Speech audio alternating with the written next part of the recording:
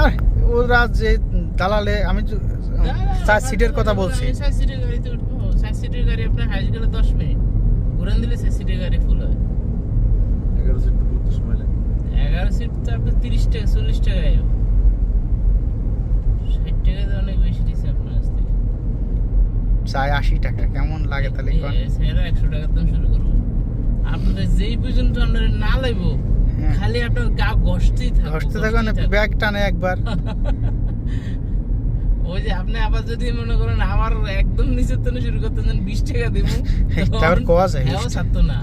20 টাকা তো বলি ভাই আমগো দেশে কি কম নাই, মার্কেটে গেলে ওই শার্টটা কিনতে গেলে দাম চায় 2500 টাকা, পরে হেঁটে বেশি 400 টাকা।